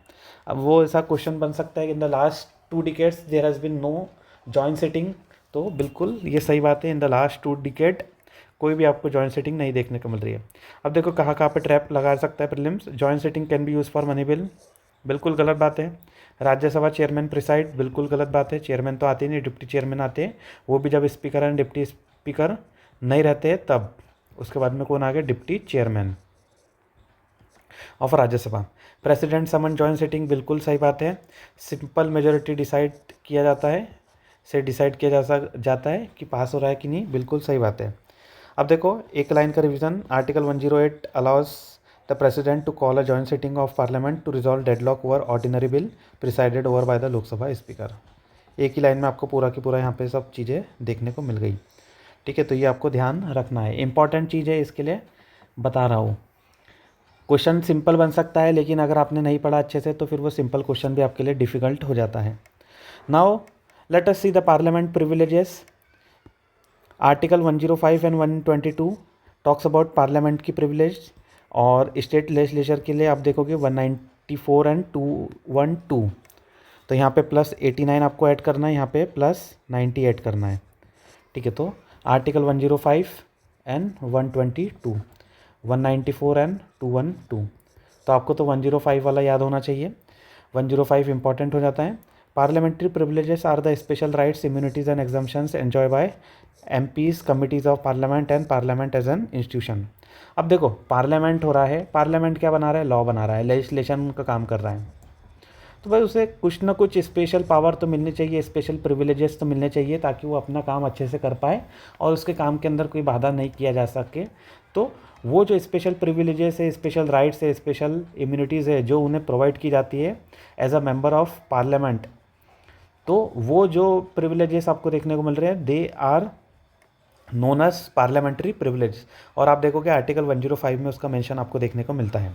और ये या तो स्पेशल राइट हो सकते हैं, या तो इम्यूनिटीज़ हो सकती है, या तो एग्जाम्पशंस हो सकते हैं। और किसके द्वारा एंजॉय किया जा सकता है? मेंबर ऑफ पार्लियामेंट, MPs, आपको पता ही है। MPs में आप देखोगे MPs के अंदर लोकसभा के भी MPs आ जाते हैं, राज्यसभा के भी MPs आ जाते हैं, दोनों।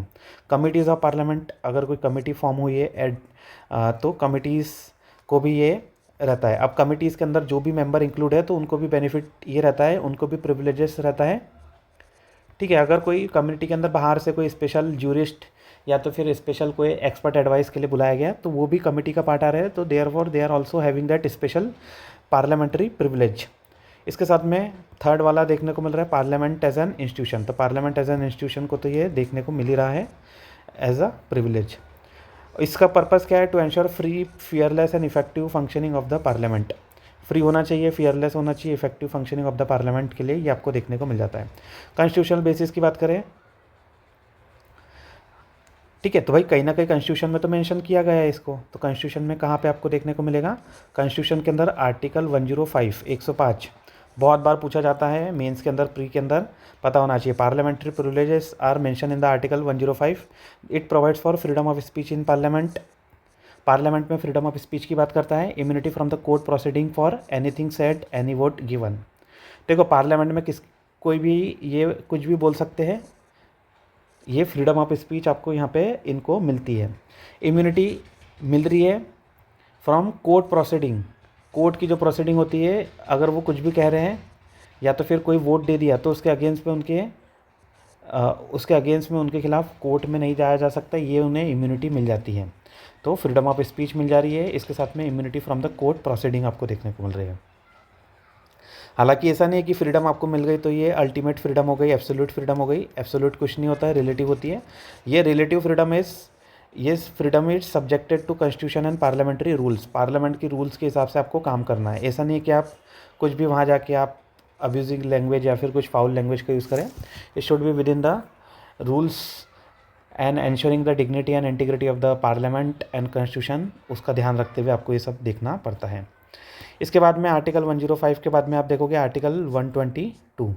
122 के अंदर आप देखोगे कोर्ट्स एंड पार्लियामेंट्री प्रोसीडिंग्स की बात की गई है। Court can not inquire into validity of parliamentary proceeding और प्रोसीजरल इरेगुलरिटीज़।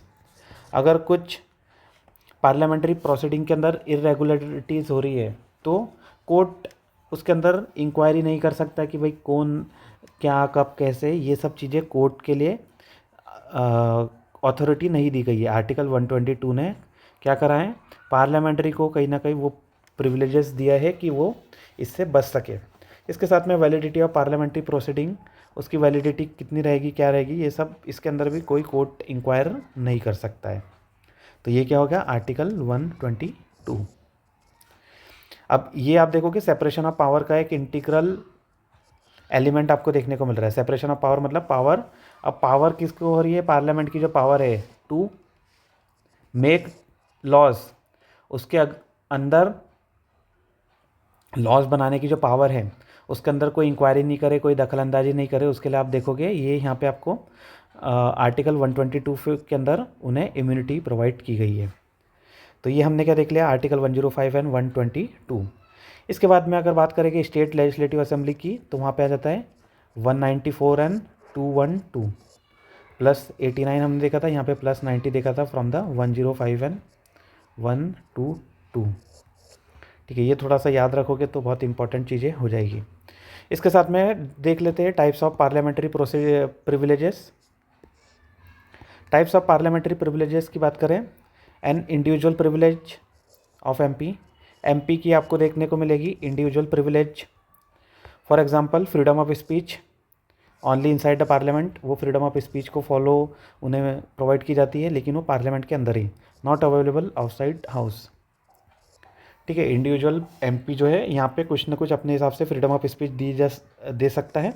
अब ये फ्रीडम ऑफ स्पीच आप बोलोगे बाहर भी अवेलेबल है, हाँ वो बाहर वो दूसरे सेंस में अवेलेबल है। यहाँ पे आप देखोगे पार्लियामेंट की प्रिविलेजेस के रूप में आपको देखने को मिलेगा फ्रीडम ऑफ स्पीच। इसके साथ में freedom of from arrest in civil cases only. अगर कोई सिविल केसेस हुए तो उसके अंदर इनको अरेस्ट से फ्रीडम मिलती है during the session of the parliament. अगर पार्लियामेंट का सेशन चल रहा है तो उस समय पे सिविल केसेस से अरेस्ट की फ्रीडम मिलती है 40 days before and after session. अब जैसे आज 25 दिसंबर लेट से को सेशन ख़त्म हुआ तो 40 दिन इसके बाद तक के और इसके पहले 40 दिन तक के आपको देखने को मिलेगा। तो ये वाला जो पूरा पीरियड है, और ये स्टार्ट कब हुआ था? लेट से ये हुआ था 5 दिसंबर से सेशन स्टार्ट हुआ था, 5 से 25 दिसंबर तक के। तो इसके पहले 40 दिन तक के और इसके बाद वाले 40 दिन तक के यहाँ तक कि उन्हें क्या मिल रहा है, सिविल केसेस के अंदर क्या मिल रही है, इम्यूनिटी मिल रही है फ्रॉम द सिविल अरेस्ट। ठीक है, no immunity in criminal case. आप किसका मर्डर वगैरह कर दो, कुछ कर दो, तो ये क्रिमिनल केस आ जाते हैं। ठीक है, तो क्रिमिनल केसेस में आप देखोगे इम्यूनिटी आपको एमपीज ये जो है इन्हें नहीं मिलती है, तो ये आपको ध्यान रखना है, क्रिमिनल केसेस में नहीं मिलती है। ये यूपीएससी ऑलरेडी पूछा जा चुका है, आपको पता होना चाहिए। इसके साथ में exemption from jury duty, witness attendance, इसके अंदर भी इन्हें क्या मिल जाती है, एग्जाम्पशन मिल जाती है without permission of the house. मतलब कोई परमिशन हाउस की ज़रूरत नहीं पड़ती, विटनेस अटेंडेंस, ज्यूरी ड्यूटी, ये सब के अंदर उन्हें एग्जाम्पशन मिल जाती है। तो ये 3 हमें इंडिविजुअल प्रिविलेजेस की बात करी। इसके बाद आप कर लेते हैं collective privilege of the house. Collective तरीके से एज अ पार्लियामेंट आपको क्या क्या प्रिविलेज मिल रही है, right to publish debates and proceedings, true report protected. अब कितना उन्हें पब्लिश करना है, कितना नहीं पब्लिश करना है, ये उनके हाथ में रहता है एज अ पार्लियामेंट के इंस्टीट्यूशन के हाथ में। ठीक है, तो वो कितना पब्लिश कर रहे हैं, पब्लिश डिबेट कर रहे हैं, प्रोसीडिंग कर रहे हैं, तो ये उनके हाथ में रहता है। और ट्रू रिपोर्ट को प्रोटेक्ट करना भी उनके हाथ में है। किनके हाथ में है, as a parliament institution, collective privilege. Right to exclude stranger, stranger कोई आए तो उसे एक्सक्लूड किए जाने की भी आप देखोगे यहाँ पे आपको प्रिविलेज मिल जाता है, including media during the secret sitting. Secret sitting कोई करना चाह रहे हैं, वो स्पेशल कोई डिफेंस के रिलेटेड एस्पेक्ट हो गया, तो वहाँ पे स्ट्रेंजर फॉर एग्जांपल जैसे मीडिया हो गया, मीडिया को चाहो तो they can exclude. Right to punish for breach of privilege, अब ये जो पुराने ऊपर जो प्रिविलेज मिले, अगर कोई ब्रीच कर रहा है तो उसको पनिश करने का भी आपको यहाँ पे इनको अधिकार है। सस्पेंशन हो गया, रेप्रीमेंड हो गया और इम्प्रिजनमेंट आपको देखने को मिल जाता है।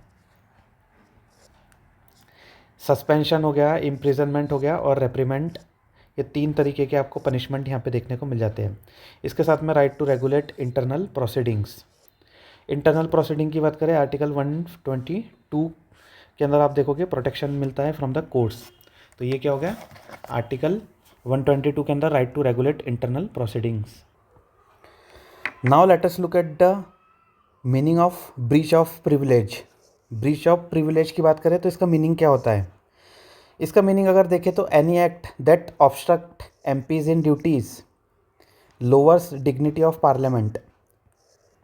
तो अगर आपको प्रिविलेज मिला है, पार्लियामेंट्री प्रिविलेज मिला है, लेकिन वो प्रिविलेज का ब्रीच हो रहा है, तो ब्रीच का मतलब क्या होता है, ऐसा कोई भी एक्ट जो कहीं ना कहीं पार्लियामेंट की डिग्निटी को लोअर कर रहा है, तो ये आपको देखने को मिल गया। या फिर जो एमपी की ड्यूटीज़ को काम करने के जो ड्यूटीज़ है उसको पूरा करने के अंदर ऑब्स्ट्रक्शन क्रिएट कर रहा है, तो वो आपको ब्रीच ऑफ प्रिविलेज देखने को मिल जाएगा।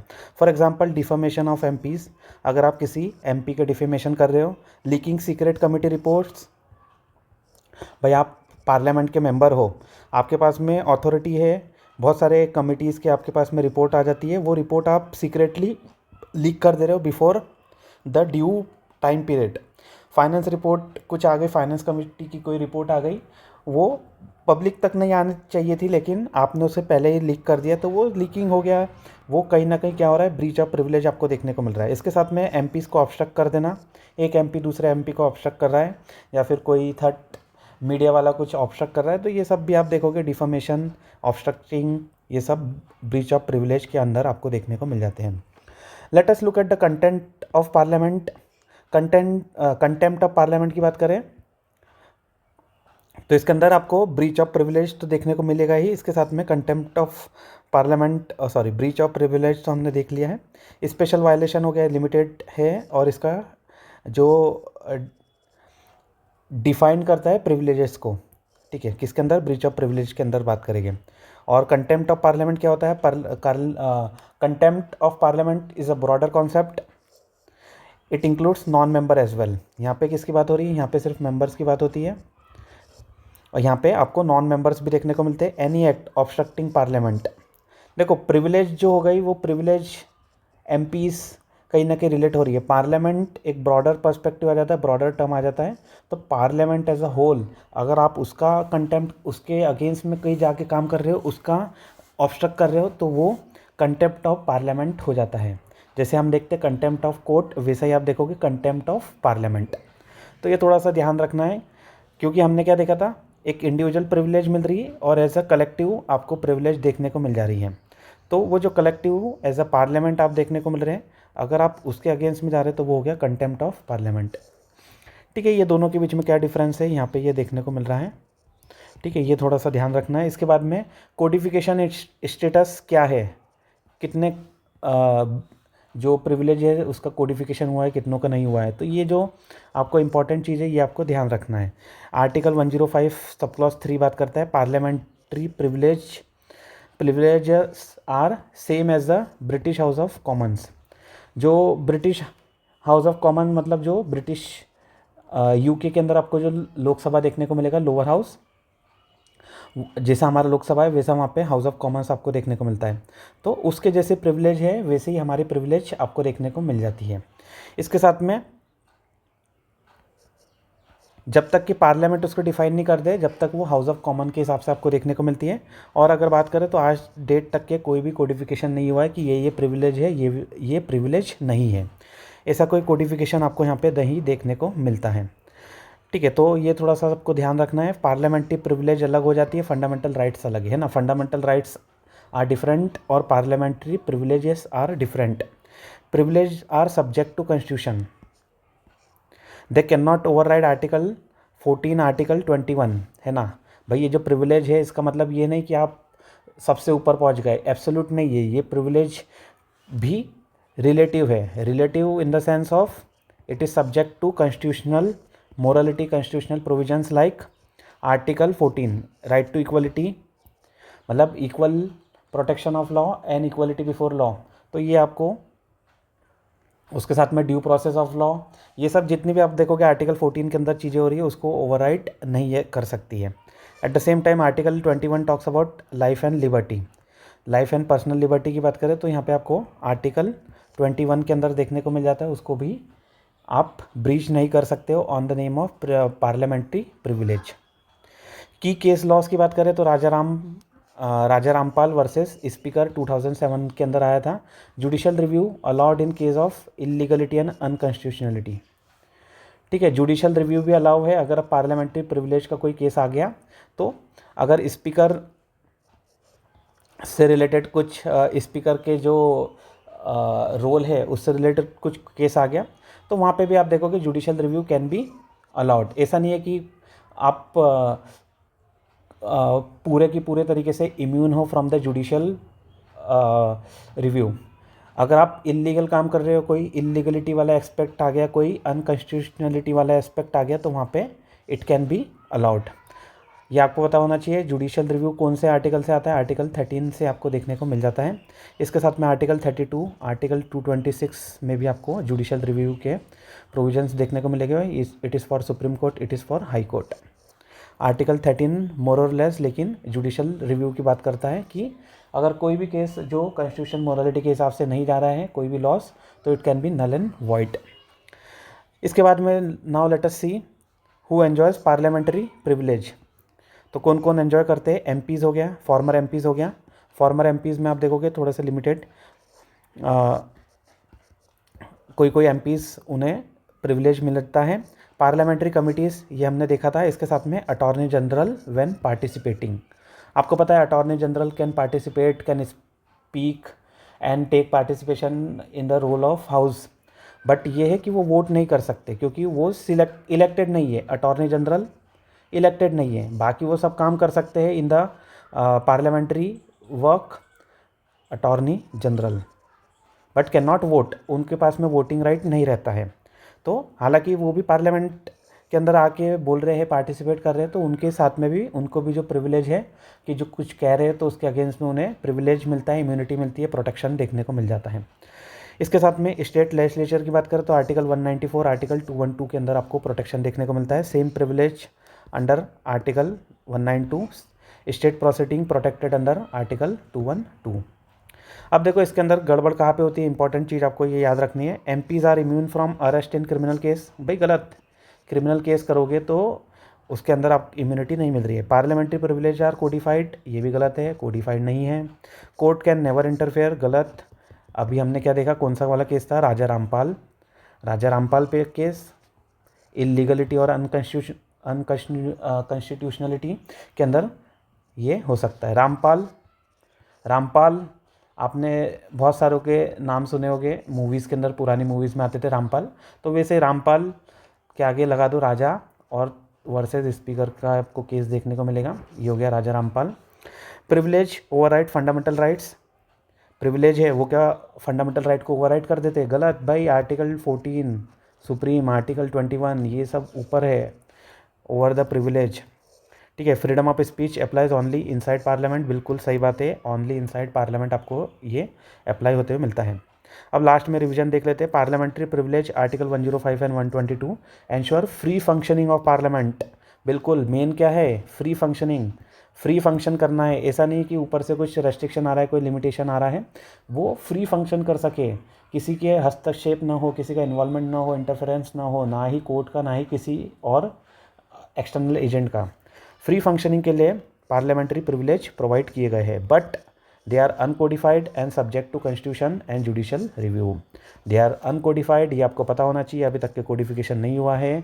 अगर यूपीएससी क्वेश्चन बनाएगा तो इस पर बनाएगा, कोडिफिकेशन आर्टिकल 105 के अंदर हुआ है। They are subject to constitution, बिल्कुल कॉन्स्टिट्यूशन मोरालिटी के अंदर सब्जेक्ट है, ऐसा नहीं है कि एब्सोल्यूट हो जा रहा है, एब्सोल्यूट इज़ नथिंग। ठीक है। यहाँ पे क्या है? ये रिलेटिव है, प्रिविलेज आपके रिलेटिव है। और विशेषाधिकार, प्रिविलेज मतलब विशेषाधिकार, विशेष अधिकार, आपको कोई विशेष स्पेशल राइट्स मिल रहे हैं। तो वो स्पेशल राइट ऐसा नहीं है कि वो सिर्फ स्पेशल जगह पे ही होते हैं, ऐसा नहीं कि वो नॉर्मल राइट्स को भी रिप्लेस कर दे।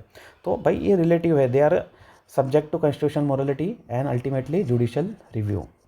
आर्टिकल 13 के अंदर आपको देखने को मिलेगा। अगर ऐसा कुछ जुडिशियल प्रिविलेज भी ऐसे कुछ आ जा रहे हैं जो कॉन्स्टिट्यूशन मोरालिटी के अगेंस्ट में जा रहे हैं, तो they can be null and void. ये किसने बोला है? राजा रामपाल केस के अंदर सुप्रीम कोर्ट ने ये बताया है, जुडिशियल रिव्यू हो सकता है। तो ये आज हमने केस कवर किया है। आज हमने क्या कवर किया? आज हमने कवर किया लोकसभा, उसके साथ में हमने देखा जॉइंट सेशन, जॉइंट सिटिंग, और उसके बाद में अभी हमने क्या देखा है? Parliamentary privilege.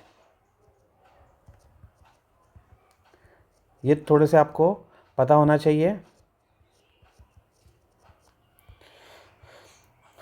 ठीक है। अगर आप देखना चाहते हो तो वापस से देख लीजिए। ये हम लोकसभा आर्टिकल 79, 81, 82, 84, 83, 85 बात करा हमने।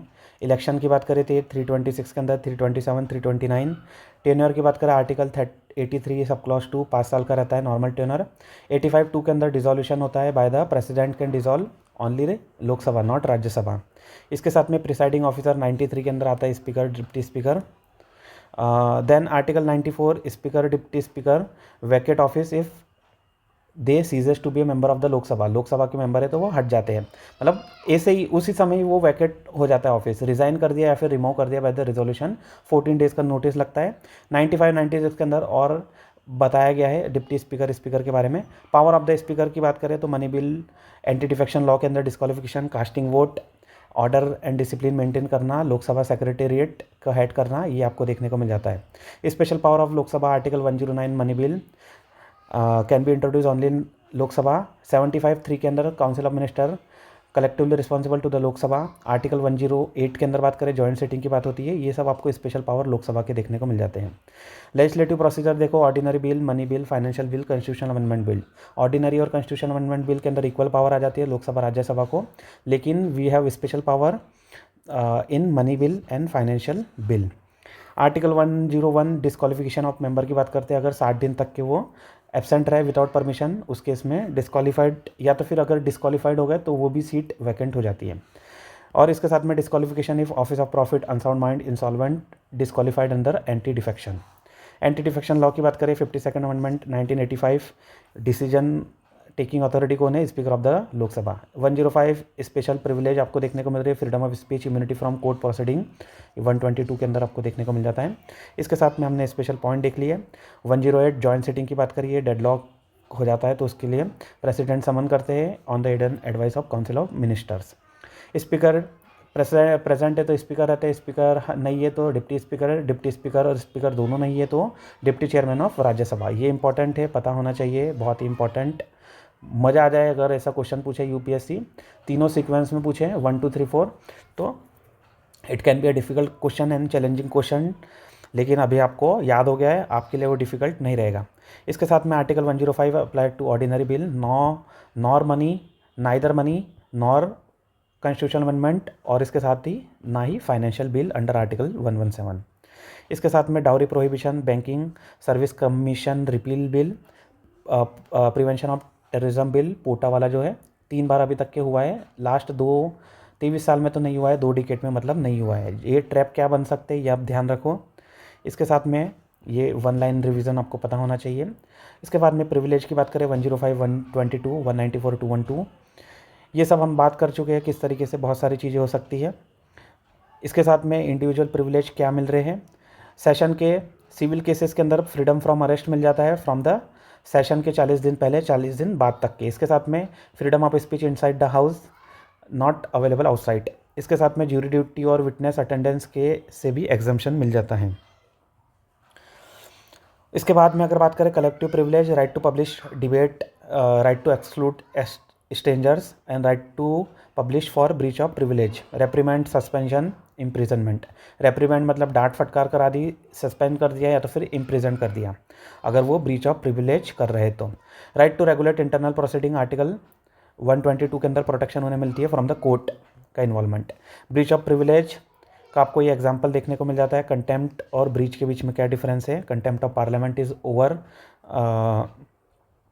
Powering and broader concept than the breach of privilege, क्योंकि ये पूरा पार्लियामेंट के रिलेटेड बात करता है। तो पार्लियामेंट में मेंबर हो गया, एमपीज़ हो गया, या फिर एमपीज़ के अलावा भी अगर कोई नॉन मेंबर्स भी है तो वो भी अगर कुछ प्रोसीडिंग के अंदर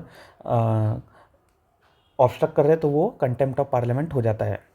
ठीक है, कोडिफिकेशन हो गया आर्टिकल 105(3) के अंदर। आप देखोगे कोडिफिकेशन क्या है, ब्रिटिश हाउस ऑफ कॉमन के हिसाब से फॉलो होगा अगर पार्लियामेंट ने उसके ऊपर से डिफाइन नहीं किया है तो। It has not been codify, अभी तक तो ऐसा कोई कोडिफाई नहीं हुआ है, लेकिन it is subject to constitution, that is article 14 and 21, equality and right to life and personal liberty. Raja Ram case, illegality constitutionality में जुडिशियल रिव्यू हो सकता है। कौन कौन है MPs, former MPs, parliamentary committees, attorney general when participating. Attorney general का article बताइए, कौन सा आर्टिकल के अंदर अटॉर्नी जनरल के बारे में मेंशन हुआ है। ये जब हम करेंगे फ्यूचर में तो हम देखेंगे, बट अभी आप मेंशन करके बताइए। सेम आप स्टेट लेजिस्लेचर में देखेंगे 194 एंड 212, वेरी वेरी इंपॉर्टेंट, पता होना चाहिए। ये हमने स्पेशल और केसेस देख लिया। Parliamentary privilege, article 105 and 122 ensure free functioning of parliament but are uncodified and subject to constitution and judicial review. They are subject to constitution and judicial review. तो ये हमने आज 3 चीज़ें देख ली। ये हमारा लेक्चर 12 था। ऐसे ही और पॉलिटी रिलेटेड कॉन्सेप्ट आप कंटिन्यू देखने के लिए सब्सक्राइब कर लीजिए चैनल को। और अगर आप स्पेशल बैच क्रैश कोर्स में ज्वाइन करना चाहते हैं तो you can join the crash course. Detail आप देखोगे, ये नंबर पे आप कांटेक्ट कर सकते हो।